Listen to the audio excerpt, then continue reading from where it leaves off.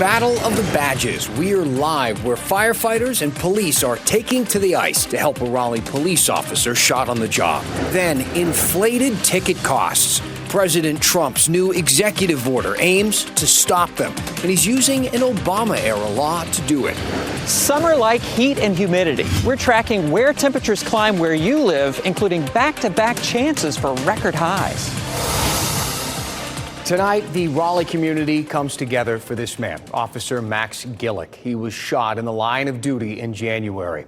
He is out of the hospital now, but it's going to take a while for him to recover. We appreciate you being with us here at 7 o'clock. I'm Dan Haggerty. What an interview to show you. WRAL's Deborah Morgan spoke to Officer Gillick's father today. We're going to share some of that with you in just a moment. But first, why don't we talk about the complete strangers who are coming together, hoping to help his recovery. WRAL's Julian Grace is live for us at the Lenovo Center, where we got this hockey game tonight between Raleigh police officers and firefighters, and they're raising money for Gillick, his recovery, and his family. Julian.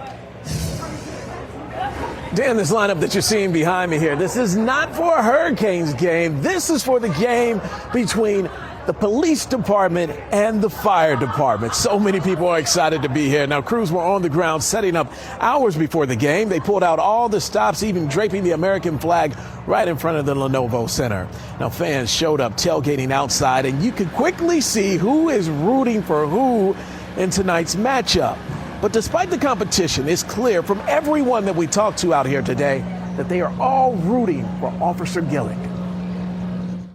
My sister's a police officer, so it's got deep personal meaning to me. And as a community, everybody needs to show support for them putting their lives on the line for us. Now we're going to go inside for all the festivities and the big game, and we will have a final score for you later tonight at 10 and 11. Darren? Yeah, it looks like they have a good crowd, which is great, and hopefully that equals money. You know, they can raise some money. Do we know where they're at this point? Dan, that's one of the big questions that is out here. How much money has been raised so far? We're told $60,000 has been raised, but that is not the end of it. Talking to many people out here tonight, they said they have more fundraising efforts underway, so that number could be a lot larger when it's all said and done. We'll be interested. For now, reporting live outside the Lenovo Center, Julian Grace, WRAL News. Yeah, we'll be interested in that final number as well as the score tonight. Julian, we'll check back. Thank you. So as I mentioned earlier today, WRAL's Deborah Morgan spoke to Officer Gillick's father, Mark.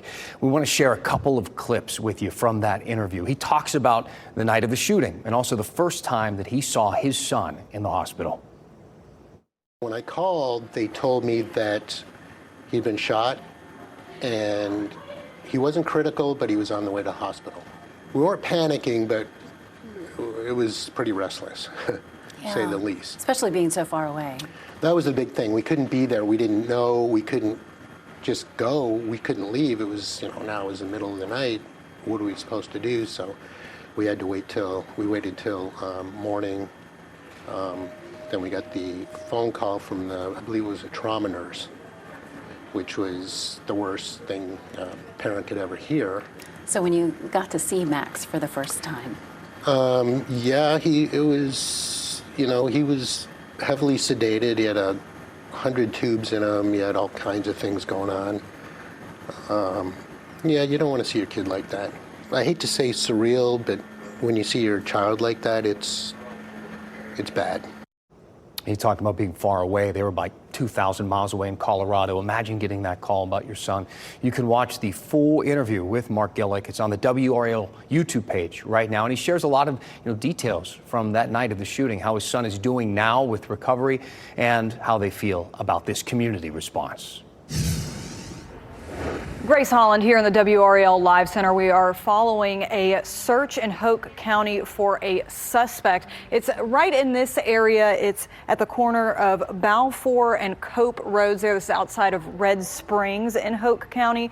Now, according to deputies, this man led ALE agents on a chase from Robeson County, and that person is described as a man in his early 30s, 5'7".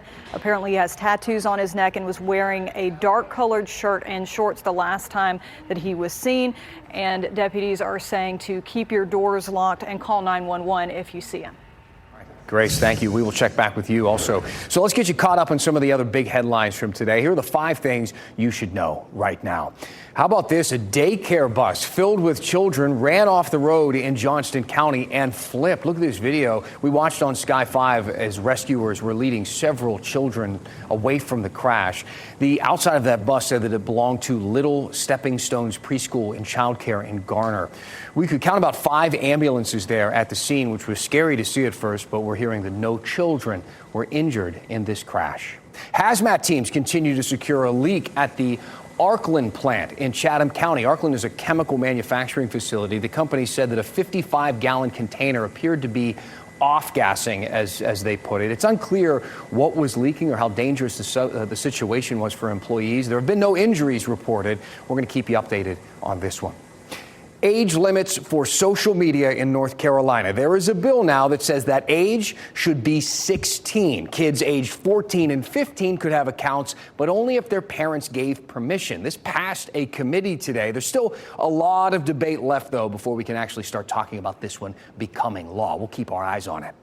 A department overhaul of U.S. health agencies started to take shape today with thousands of layoffs. Many people waiting outside of the Health and Human Services building in D.C. and Maryland, waiting to see if they still have a job. This also includes the FDA and CDC employees there.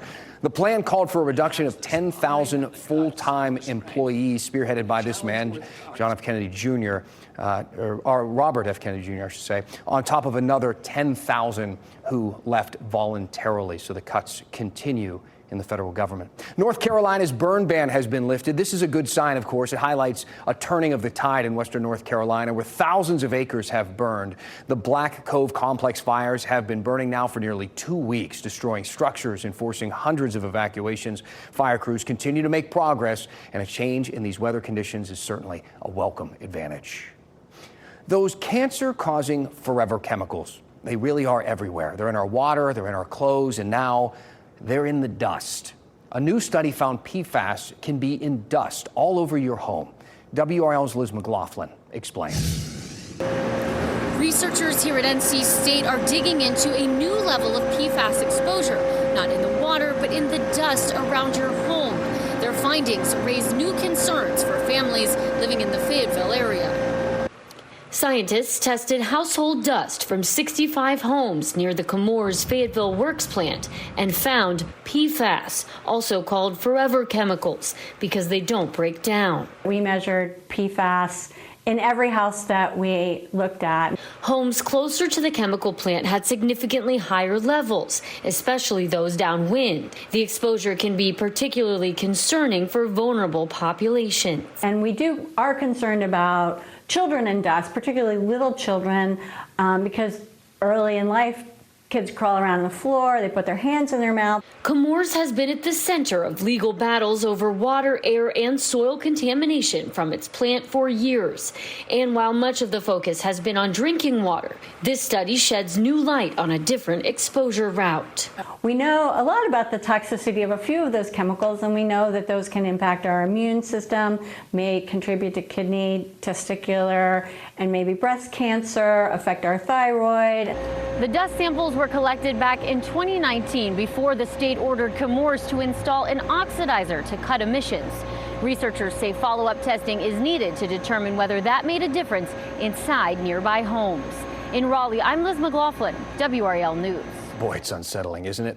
So experts say that regular vacuuming with a HEPA filter can kind of help to reduce the PFAS in household dust, but that stopping the pollution at the source is going to be the best method to reduce any type of exposure like that. So does it feel like the price of a concert ticket is higher than ever? I'm talking about those junk fees and the crazy resale prices. Well, President Trump just signed an executive order about this, and Kid Rock was there for it all. He's the one on the left. Incredibly, it's not the most interesting part of all this. Trump highlights an Obama-era rule to tackle the problem. We're going to get into that. Plus, tonight's One Last Thing involves pollen, a car wash, and some Cajun filet biscuits. Brian? You had me at Cajun filet biscuits. Let's take a live look right now at North Hills. A nice sunset this evening. Beautiful evening to take a stroll outside. We'll see temperatures falling into the upper 60s and then in the lower 60s by about 8 o'clock this evening. But I am tracking a chance for sprinkles, and I'll tell you when we could see 2 days where we challenge record highs.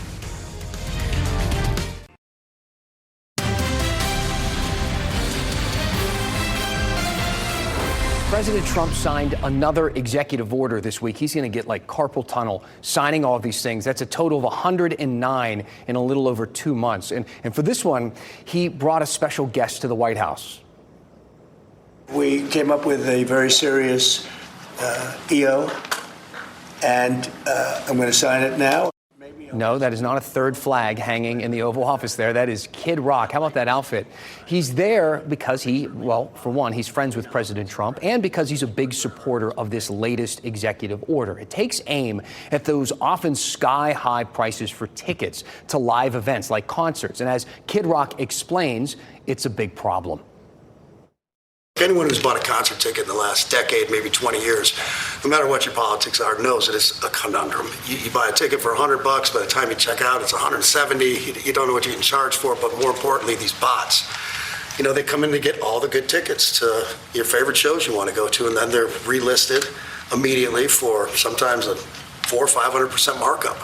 And the artists don't see any of that money. So he's talking about a few things there. One of the things he's talking about are those junk fees that you see at checkout and the bots that swoop in, taking up all the good seats and then reselling them for a huge markup. This was a huge story with Taylor Swift in 2022, you may remember. At one point, Ticketmaster had to cancel the public sale of tickets for her tour, and the resale market was absolutely crazy. Some fans were paying more than 70 times the face value, thousands and thousands of dollars. Swift called the entire thing excruciating. Now, Taylor Swift and Kid Rock probably don't see eye to eye on a lot of politics, but they do appear to agree on this. Come to think of it, Trump appears to agree with Biden and Obama on this issue as well. Trump's new executive order calls for enforcement of an Obama-era law that targeted these bots. The order also criticizes junk fees, something that Biden talked about in his 2023 State of the Union address. My administration is also taking on junk fees, those hidden surcharges too many companies use to make you pay more. We can stop service fees on tickets to concerts and sporting events and make companies disclose all the fees up front.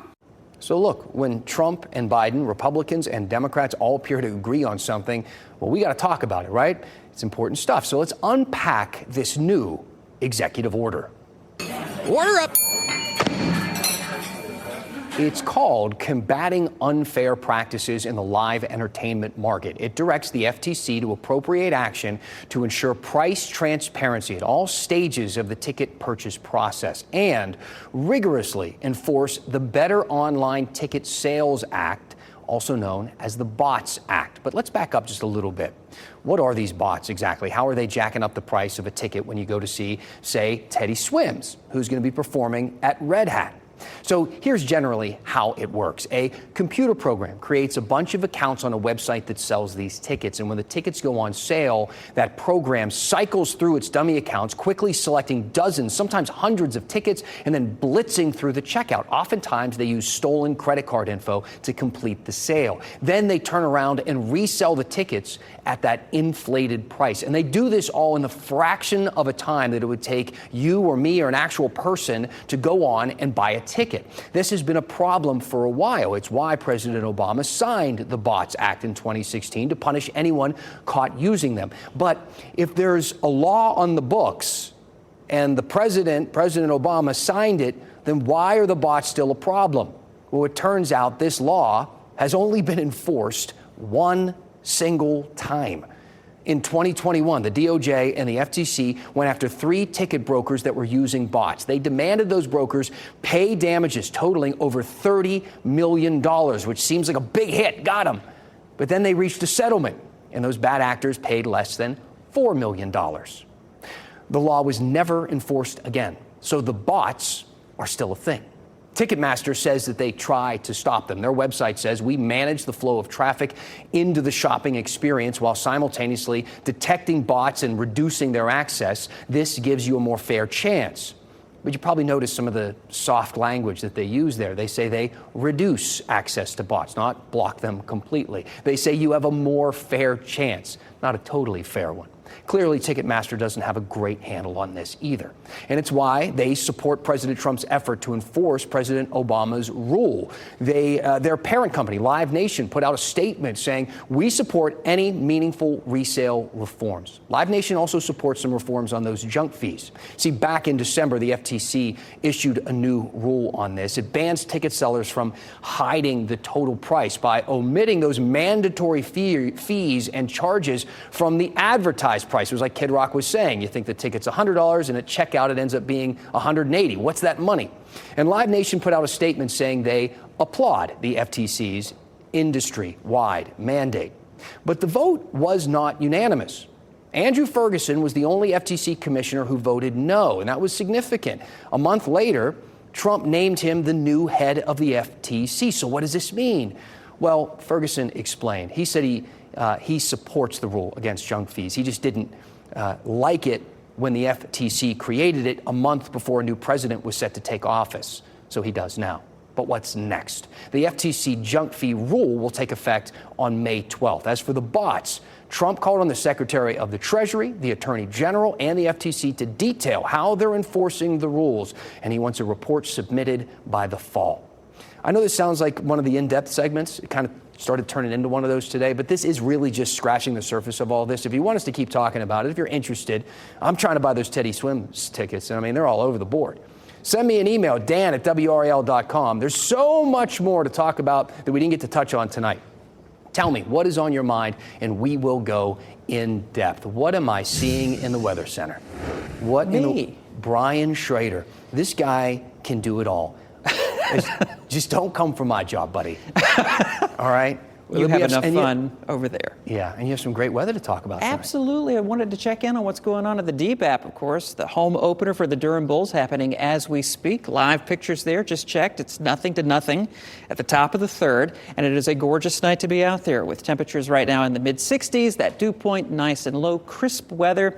And we've got this homestand through the rest of this week, and it's going to be gorgeous every night. The first pitch at 6:35. You can see tomorrow night we could see some clouds with temperatures right around 70 degrees, but then warm for Thursday and Friday. So join us out at the ballpark. Let's take a look at some live temperatures right now, ranging from 61 degrees in South Hill, Virginia, mid-60s in the Triangle, 70 degrees right now in Fayetteville.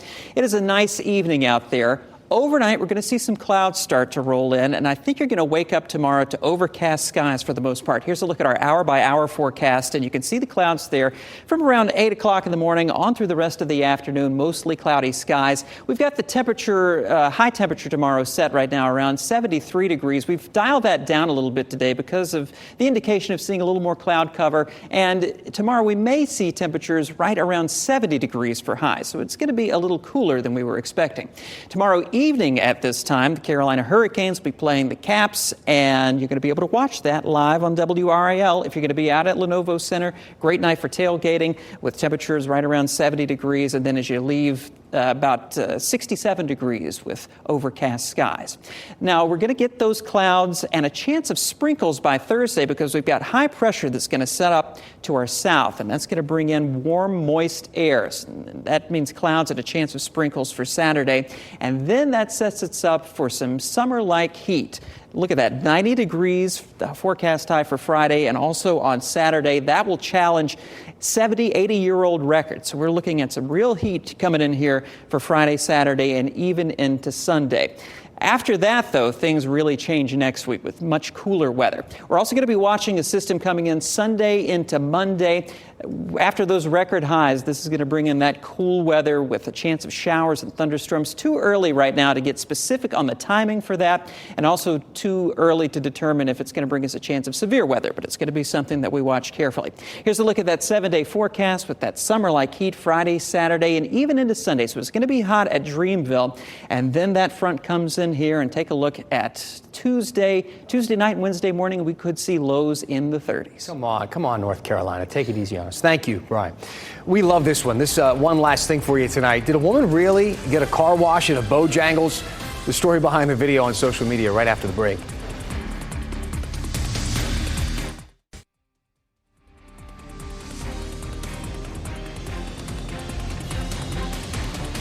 One last thing for you tonight, the pollen that is everywhere, like literally everywhere. Sky 5 flying over Raleigh yesterday. Look at this. This is before the storm came through, that haze of yellow over the city. The rain did take a big chunk out of it, but rest assured it will be back this week with a vengeance. Just part of living here. And with all that yellow in the air, it comes down on pretty much anything. Your porch, your driveway, and of course, your car. A woman in Cary got a helping hand washing the pollen off of her car. Check this out. We love this. She's at the drive-thru at Bojangles, and someone outside the car is spraying it down, getting all the pollen off.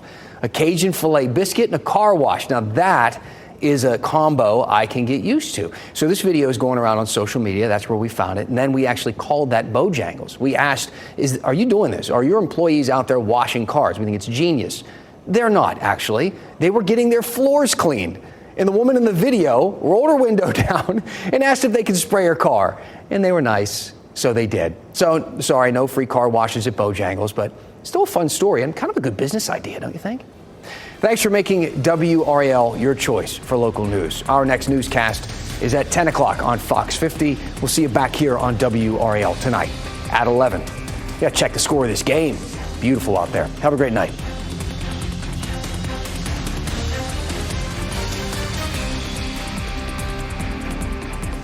Keep watching WRAL News over the air Channel 34 and Spectrum Channel 1257.